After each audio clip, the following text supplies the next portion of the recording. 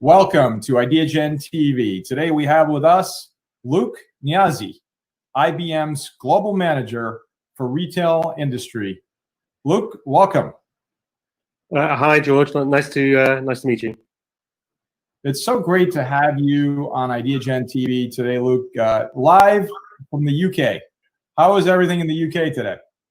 Well, today it's actually a lovely, bright, sunny day here in Greater London, which is where I live. But of course, we're in the current stages of kind of the broader opening up of the lockdown that has occurred around the world and dealing with the pandemic. And of course, there's a lot of activity going on to try to stimulate those parts of the economy that have taken a while to get going. So, like many countries around the world, we're all working our way through how to deal with the current pandemic and getting as much of the economy up and running again.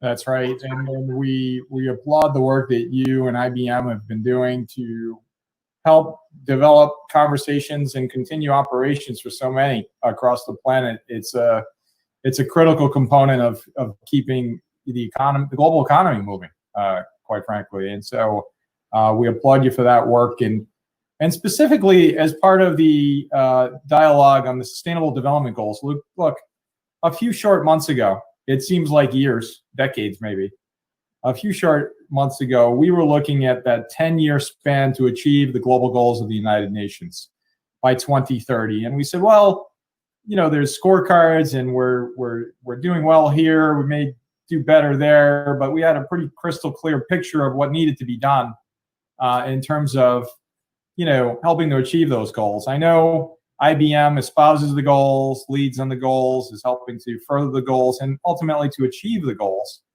And so I'd like to begin by asking you, Luke, what is IBM doing in the area of sustainability? Well, IBM, George, is committed to sustainability, and we work to help our clients achieve their business goals. And in the work that we do, we see that helping clients achieve their societal, their business objectives, as well as maybe if they're a government organization, their national objectives, can go hand in hand with achieving sustainability goals, and actually that they can be highly complementary. And a lot of the work that we do is around trying to help clients become more advanced.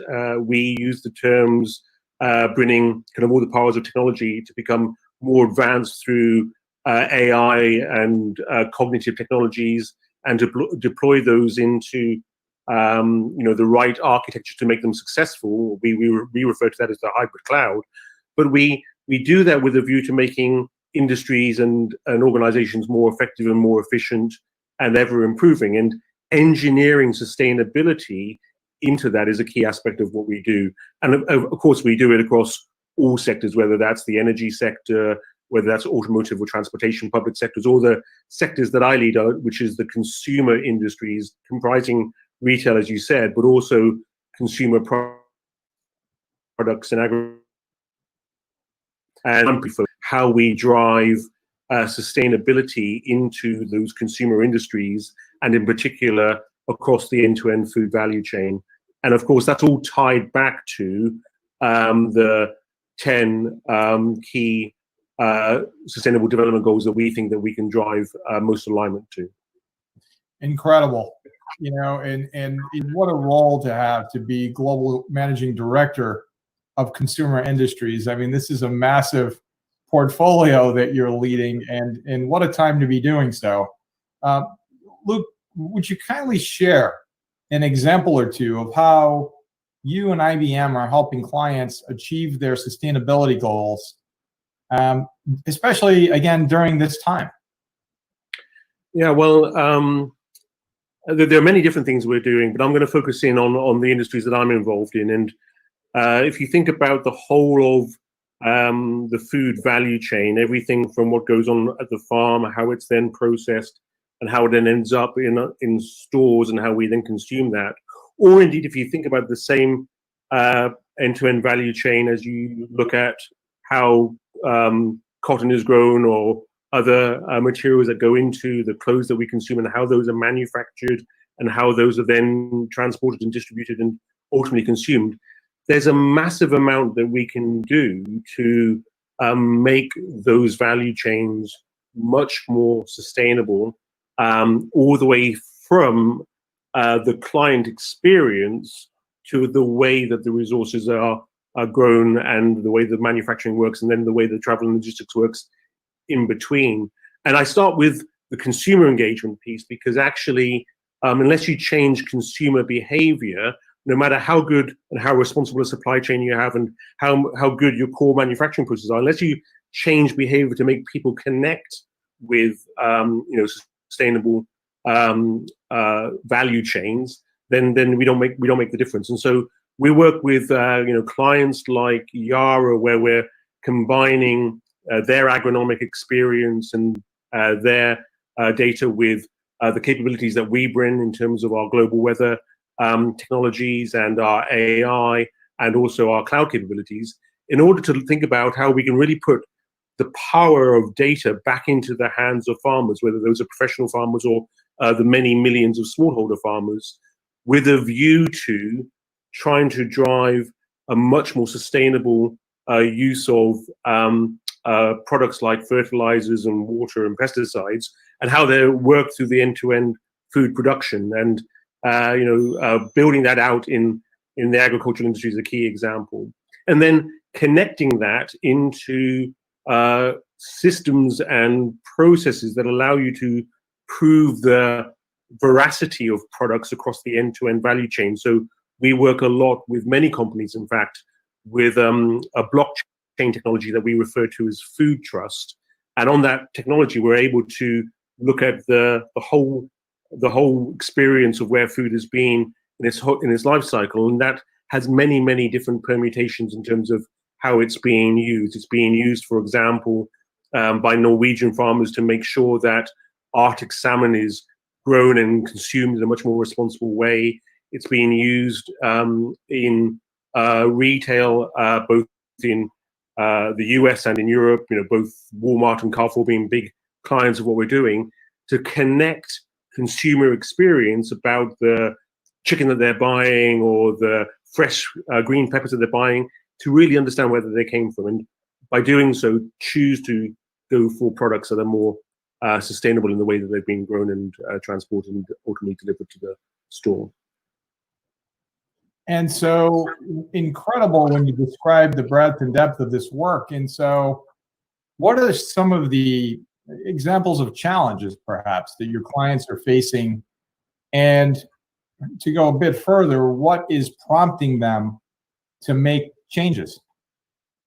Well, we have to kind of separate the kind of short term from the longer term. Obviously, the challenges that everyone's been facing in the last 4 months, George, of course, has been the big shocks that have occurred due to the pandemic. And with these demand shocks coming from consumers, and then with these supply shocks coming from broken value chains, people have been kind of dealing with just trying to cope through the pandemic. And of course, after the initial 4 to 5 weeks of peak, you've seen that stabilize.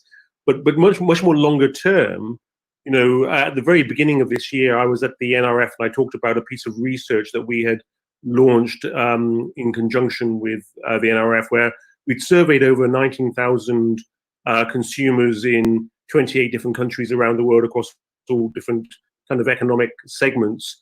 And what we found was really quite startling, which was for the first time ever, the desire of what we call the purpose-driven consumer. Those are the consumers who cared about things like sustainability and better energy usage and the increased use of recycling of products, were almost as large a group, 40%, as the largest group of consumers, which are the convenience-driven consumers. 41% of consumers are convenience-driven, and of course, therefore, their choices are made by price, availability, and convenience. Whereas the purpose-driven consumer, this group that's nearly as large, they are are much more likely to make their decisions based on things like sustainability. In fact, 7 out of 10 are more likely in that group, the purpose-driven consumer, to make choices out of sustainability, and they're actually prepared to pay more for those sustainable choices for those companies that are able to demonstrate that. Now, the challenges, of course, are, how do you make this, truly a C-suite priority, and then how do you make sure that as a company, you're still able to drive, value and competitive advantage, because all companies have to operate and make an appropriate margin to be able to be successful, and therefore, how do you ally that business strategy of driving sustainability and your core values and really engineer that through the entirety of your life cycle? And I think, that this is the difference between kind of people who kind of market a sustainable agenda versus people who really engineer a sustainable agenda. And we're working very much with those clients and customers who want to engineer sustainability, everything from what went into the ground, how that manufacturing process is much more energy efficient, how the distribution and logistics are made to be as efficient as possible so that we reduce the carbon footprint of transportation. How do we make sure that when products are in people's hands, that all of the information that they get at the point of purchase gives them the sustainable choice so that they can make that decision. And you get it more in food, but I'm sure you, like me, have a number of pairs of kind of jeans in your wardrobe. But how often, when you bought those jeans, were you presented with a sustainable decision about where those jeans came from? Hardly ever. And so, kind of really engineering that in the end-to-end life cycle, and then showing how companies who do well in that can ultimately make it more be more successful is really what we're about. And that takes a lot of change at a lot of different levels. I've talked about cultural change, I've talked about leadership change, I've talked about metric change, I've talked about how you engineer manufacturing processes, how you engineer sourcing processes, how you change consumer behavior end to end. And so it's a big challenge to work that through. But I do believe, pandemic aside, that the 2020s are the decade when this bow wave of the purpose-driven consumer is going to really make a difference, and we're going to see clients adopt the sustainable development goals and really engineer their end-to-end processes to be more sustainable, to be more energy efficient, to reduce the carbon footprint. Luke, what I really enjoyed hearing from you is really what you described, which is the business case for companies, large and small, to take on achieving the goals and through the lens of sustainability, obviously. And I think companies can do very well by looking at this business case and this opportunity, as you describe it, to do more good and to do better for their company. So it's not either or, it's a business case. And so any perspective there on what folks are telling you, just to take it just a bit further on the business case specifically? Well, I think it was very interesting, actually, earlier this year at Davos in Switzerland. The whole focus of Davos this year was all around sustainability. And one of the key comments that was made, I think it was BlackRock that talked about it. The CEO of BlackRock talked about how, when they're looking at the investment portfolio and the investments that they're making in companies, that they're really looking for evidence that the companies that they're investing in really have got the sustainable agenda really engineered into their businesses and the way that they're going to be making money. And so if the source of finance that serves companies, equity, other sources of bank financing, is really looking as evidence of that starts to drive behaviors quite significantly, i.e. you're not going to be able to get the finances to be in a company if you can't demonstrate good behavior. But then those companies that are able to demonstrate their commitments, and I think about companies like Walmart, I've mentioned them already, about their gigaton commitments, companies like Unilever that are making big commitments around driving changes to their sustainability agenda alongside companies like L'Oreal and Danone and others. the reason why they're doing it is because not only is it right for the planet and right for society and right for their customers, but ultimately they're able to get a greater demand for the things that they make and sell. And people care about, I think people are increasingly caring about how they consume, and they want to leave a planet that is going to sustain for the future generations. And so all of this comes together with a deeper, business case for driving towards sustainability. And of course, being more efficient in your energy use and being low in your carbon footprint is also going to be good for you in terms of costs of your energy consumption, but also the carbon tax implications also. So many of these things make a difference to the financial performance of a company. And we've seen that when it comes to what people are prepared to pay, people are prepared to pay at this point in time a greater margin for those companies that drive sustainability. So when you look at it across the end-to-end value chain, from where the source of finance comes, in terms of how you run your operations, to the price that you sell at, there is an economic case for the time being, at least, to see that sustainability is not only good for us at large, but it's good for business also.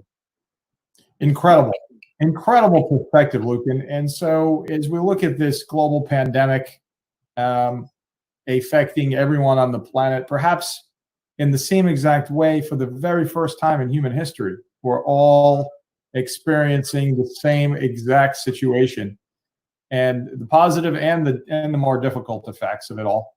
How do you see this as having changed how the world, and specifically your clients, look at sustainability? And to go further, how?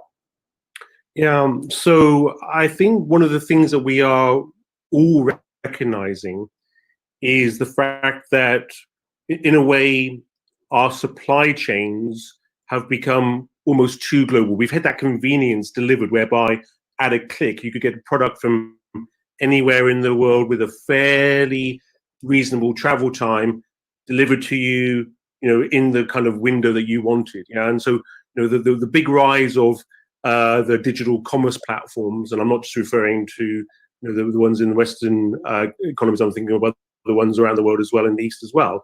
They've driven this great kind of disconnect between what you consume and where it really came from and how it was sourced. And convenience has risen, but it's caused increased complexity, increased cost into the end-to-end supply chain. The impact of the coronavirus shock suddenly made companies realize that they needed to drive a more regional approach to their supply chains. Apologies for the background noise. There's a helicopter going above me at the moment.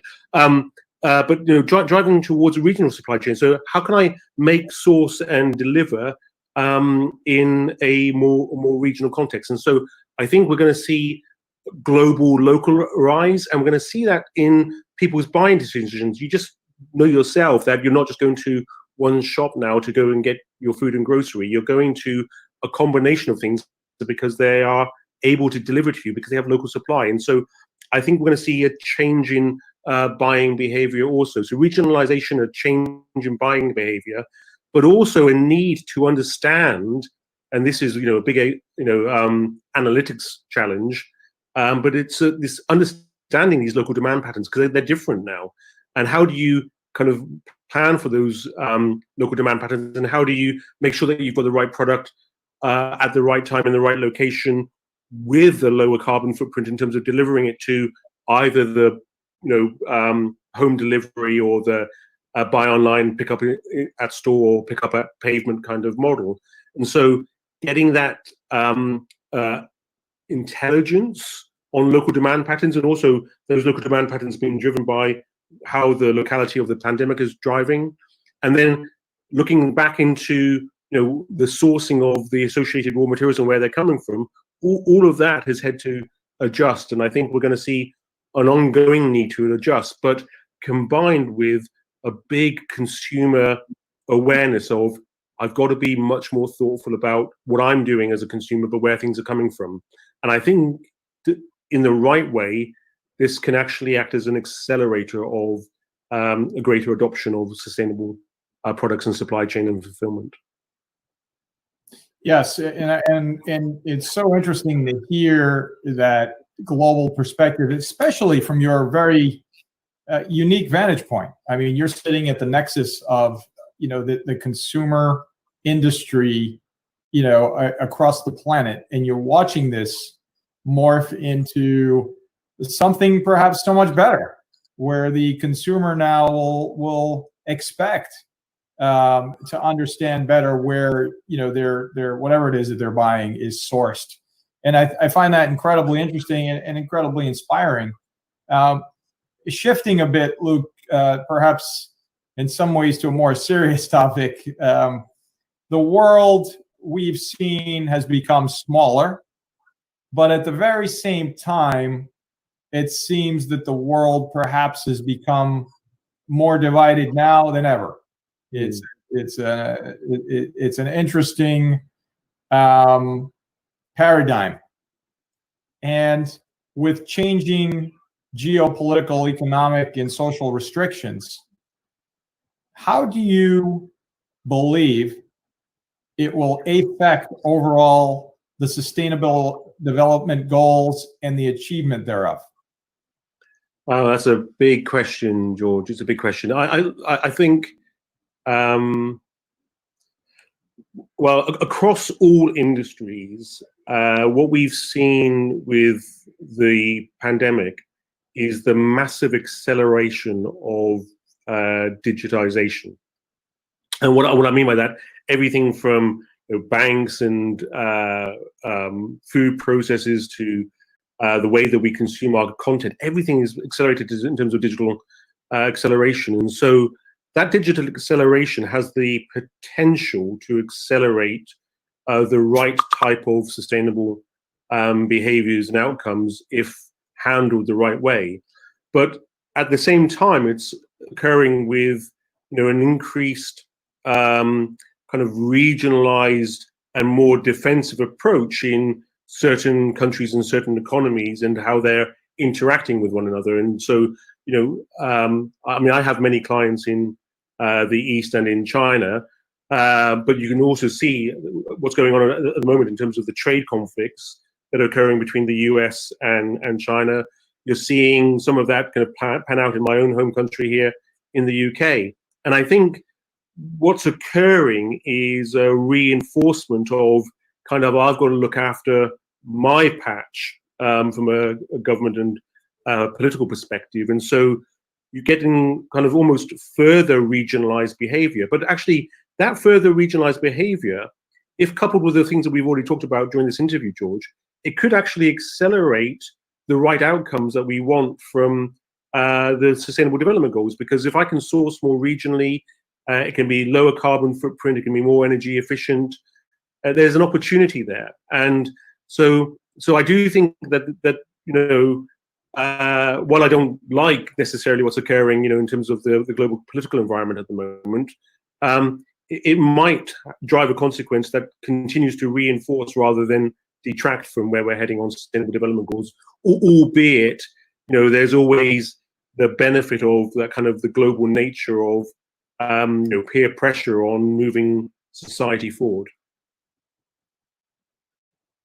Luke Niazi, Global Managing Director, Consumer Industries at IBM, live from the UK. We can't thank you enough for the incredible perspectives. I think, Luke, you and I could have a conversation that could span weeks, if not months. We've just scratched the surface on your incredible perspectives and insights. I think while we're in the midst of this global pandemic, there is reason to believe that some positive aspects are emerging globally, and perhaps those lasting effects will take us through to hopefully helping to achieve, with your efforts, especially at IBM, the global goals of the United Nations by 2030. Luke, how can folks find out more information about your work at IBM? You can find out just by going to ibm.com and looking at industries, and you'll find everything that we're doing from an industry's perspective, whether it's in my industry, the consumer industries, or indeed in some of the other industries that I referred to. So just go online and check it out. Luke Niazi, Global Managing Director, Consumer Industries at IBM, Global Leadership Defined. Thank you so very much. Thank you, George.